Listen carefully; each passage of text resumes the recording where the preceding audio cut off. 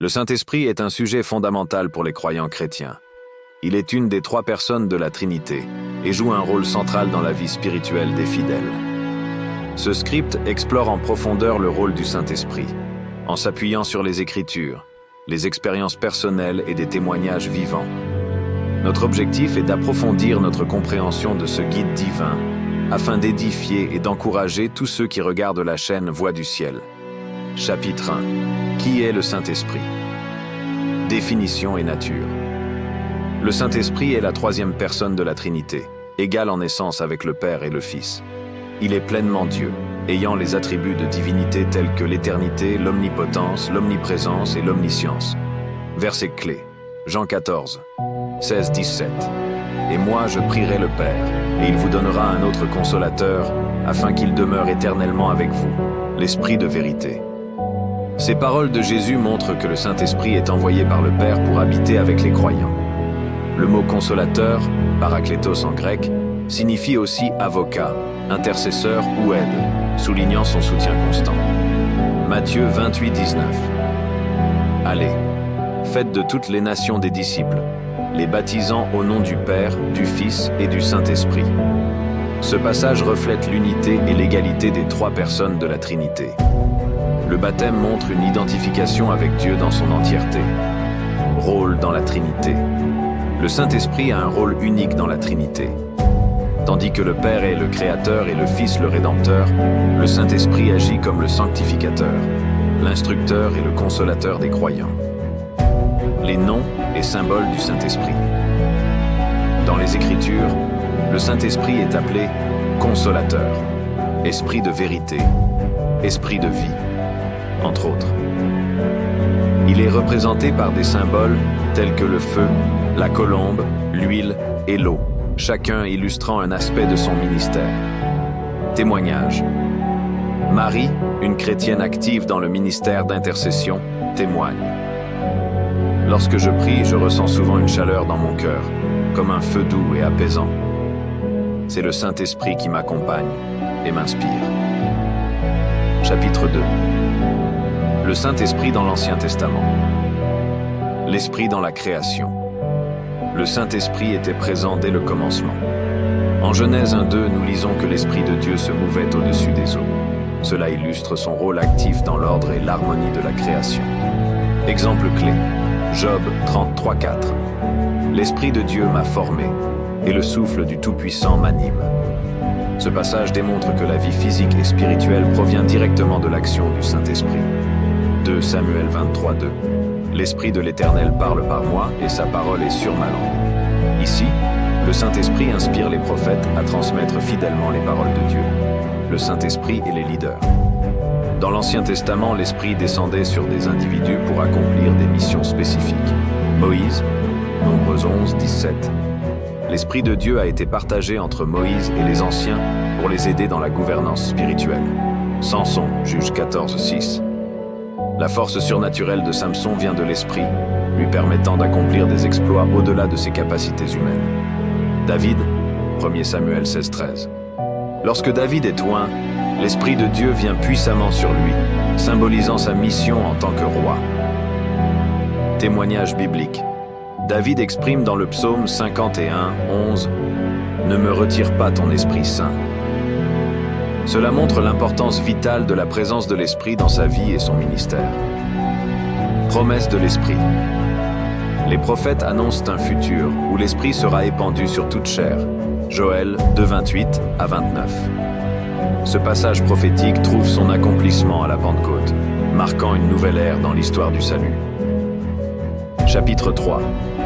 Le Saint-Esprit dans le Nouveau Testament. Le Saint-Esprit dans la vie de Jésus. Le rôle du Saint-Esprit est manifeste dans la vie de Jésus de sa conception à son ascension. Moment clé. La conception, Matthieu 1er 18. Marie a conçu par le Saint-Esprit, mettant en lumière l'origine divine de Jésus. Le baptême, Luc 3, 22. L'Esprit descendit sous la forme d'une colombe, confirmant que Jésus est le Fils bien-aimé de Dieu. Cet événement révèle également l'harmonie parfaite de la Trinité. Le ministère, Luc 4, 1. Jésus fut conduit par l'Esprit dans le désert pour être préparé à son ministère terrestre. Témoignage. Un pasteur raconte: lorsque je prêche sous l'onction du Saint-Esprit, les cœurs sont touchés et les vies changent. Ce n'est pas ma parole, mais la puissance de l'Esprit qui agit. Le don de l'Esprit aux croyants. Après la résurrection de Jésus, l'Esprit a été donné aux croyants à la Pentecôte. Acte 2, 1-4. Cette effusion a rempli les disciples de puissance pour témoigner avec hardiesse et a marqué le début de l'Église. L'Église primitive et l'Esprit. L'Esprit dirigeait les apôtres dans leurs décisions, Acte 15, 28, et confirmait la parole par des miracles et des prodiges, Acte 4, 31. Cela montre que l'Esprit est un moteur clé de la mission de l'Église. Chapitre 4. Le Saint-Esprit dans la vie du croyant. La conversion et la régénération. Le Saint-Esprit convainc le monde de péché, de justice et de jugement. Jean 16, 8. Lors de la conversion, il régénère l'âme et fait du croyant une nouvelle création. Tite 3, 5. La sanctification. Le Saint-Esprit transforme le croyant pour qu'il devienne plus semblable à Christ. 2 Corinthiens 3, 18. Témoignage. Claire partage. Avant de connaître Jésus, j'étais enchaîné par mes mauvaises habitudes. Mais par la puissance du Saint-Esprit, j'ai été libéré et ma vie a changé radicalement. La direction et l'enseignement.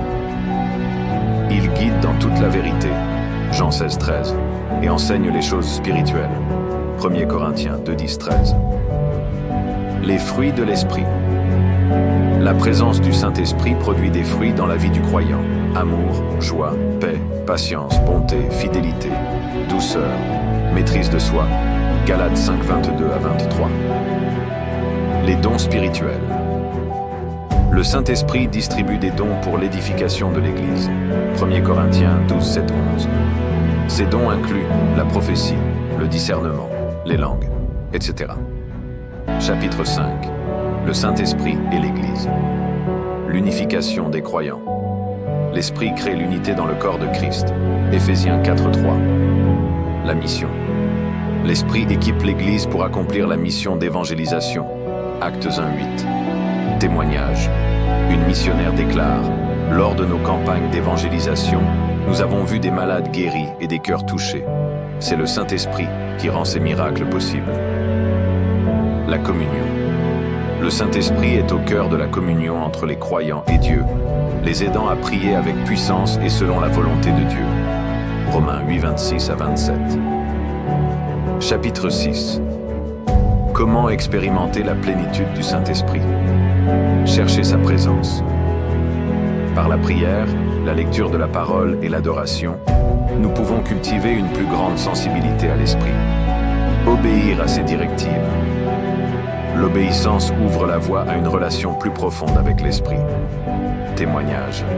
Paul raconte: un jour, j'ai senti une forte impulsion intérieure pour appeler un ami. Grâce à cette obéissance, j'ai découvert qu'il traversait une épreuve difficile. L'Esprit m'avait guidé. Persévérer dans la foi, rester attaché à Christ et être en communion constante avec l'Esprit assure une vie spirituelle fructueuse. Conclusion. Le Saint-Esprit est une personne divine et active, jouant un rôle central dans la vie de chaque croyant. Par son action, il nous transforme, nous guide et nous rend capables d'accomplir la volonté de Dieu. Que ce soit par ses dons, ses fruits ou sa présence constante, il est le compagnon fidèle de tous ceux qui cherchent à vivre une vie centrée sur Christ. Nous vous encourageons à approfondir votre relation avec le Saint-Esprit.